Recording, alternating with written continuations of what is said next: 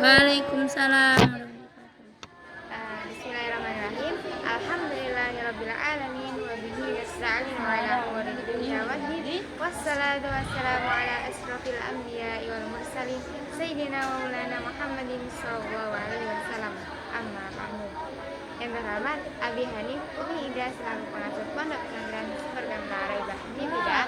Yang terhormat Miss Rifki Amir Tirmi selaku Menteri Peta Ibran Dinasti Raibah Tidak, dan jajaran pengurus serta tidak lupa teman-teman sekalian yang saya cintai. Nah, di sini saya Ulia Sari Alfa dari kelas 12B akan menjelaskan tentang kitab At-Tibyan. Jadi ini sekarang kita tuh menjelaskan tentang memuliakan Al-Quran. Nah, memuliakan Al-Quran. Yang pertama, dulu ini sejarah tentang Al-Quran ya. Dulu itu kan pas zamannya Nabi Muhammad itu belum dibukukan Al-Quran, tapi dikumpulkan dari belum terkumpul dan dikumpulkan dari hafalan-hafalan sahabat Nabi Muhammad, dan ada yang menghafal seluruhnya dan ada yang menghafalnya sebagiannya. Kemudian dikumpulkan dan dikumpulkan di rumah Ummul Mukminin yaitu Hafsah. Kemudian pada masa Utsman bin Affan, ada yang berpendapat Utsman itu membuat 5 mushaf, ada juga yang bilang 7 mushaf. Nah, 7 mushaf itu disebar ke, ada yang ke Mekah, ada yang ke Syam, ada yang ke Yaman, Bahrain, Bahrah, Kufah, dan yang satunya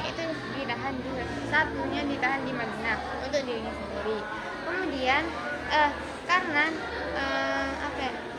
karena Utsman itu takut nanti Al-Quran itu diperselisihkan dengan orang-orang, jadi makanya dibukukan dan dijadilah 7. Kemudian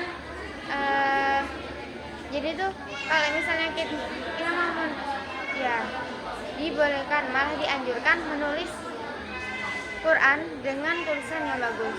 Nah, apalagi habis memperbagus, terus memperjelas, habis itu mengoreksi kalau ada yang salah-salah. Kayak misalnya orang yang habis buat mushaf, buat Al-Quran, terus habis itu nanti ada orang yang udah ahli kayak ulama-ulama itu yang ngoreksi itu ada yang salah apa enggak. Kemudian dan tidak merenggang-renggangkan serta tidak mengomentari mushaf Al-Quran tersebut. Kemudian ada jadi itu kita dilarang untuk menulis ayat-ayat Al-Quran, mushaf Al-Quran di barang yang najis. Nah, habis itu makanya ulama itu ada yang berpendapat makruh kita tuh menulis di dinding gitu. Ya, tapi kalau misalnya mau dinding masjid kayak itu gak apa-apa ya, tapi kan nanti nulisnya bukan di dinding yang kita senderin, tapi di atas itu boleh. Kemudian terus menulis ayat-ayat Al-Quran di makanan itu makanannya boleh dimakan. Kemudian kalau kita nulis di kayu itu baru tidak boleh dibakar. Kayunya nggak boleh dibakar, jadi kita harus menggulungnya. Di situ. Nah, kita tuh juga harus menjaga dan menghormati Al-Quran. Jadi misalnya ada orang yang membuang mushaf Al-Quran ke tempat sampah, itu maka dia itu menjadi kafir. Itu ada yang berpendapat begitu. Terus haram hukumnya kita tuh menjadikan Al-Quran sebagai bantal. Ada juga itu pas Al-Quran itu ditaruh di wajah terus dia berkata, ini kitab Robku. Nah, itu apa? Kemudian jadi haram, kita diharamkan juga untuk membawa Al-Quran ke tempat musuh. Kenapa? Soalnya takut nanti pas di jalan takutnya jatuh gitu. Terus itu ada yang bertanya, orang berhadas itu hukumnya orang yang berhadas yang membawa Al-Quran, menulis Al-Quran dan membawa barang-barang yang ada ayat-ayat Al-Quran itu gimana? Nah, itu ada yang bilang haram.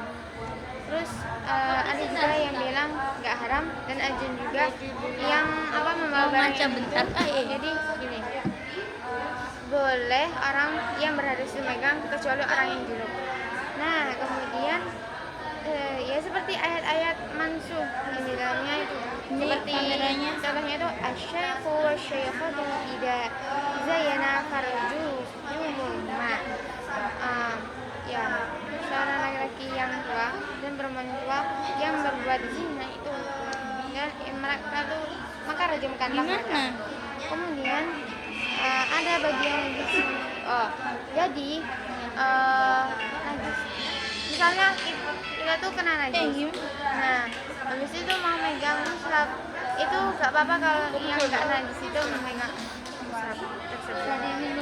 Setelah itu boleh kita tuh membaca Al-Quran setelah tayamum. Misal kita udah gak ketemu air, ya udah kita boleh tayamum. Dan kalau misalnya kita tuh takut Al-Quran itu jatuh, kececeran apa-apa, misal udah jatuh, terus kita tuh masih berhadas, itu gak apa-apa kita mengambilnya, ya karena terpaksa.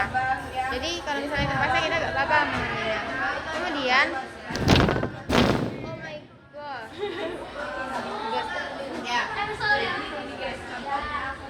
terus ada yang nanya, anak kecil itu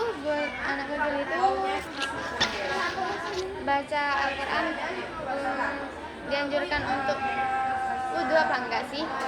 Ada yang bilang tuh ya enggak, ya pendapat yang pertama tuh enggak usah. Kemudian boleh nggak jual beli mushaf? Ada yang bilang boleh, ada yang bilang enggak. Terus ada yang bilang boleh membeli tapi nggak boleh dijualkan. Nah ini sekian dari presentasi pada malam hari ini.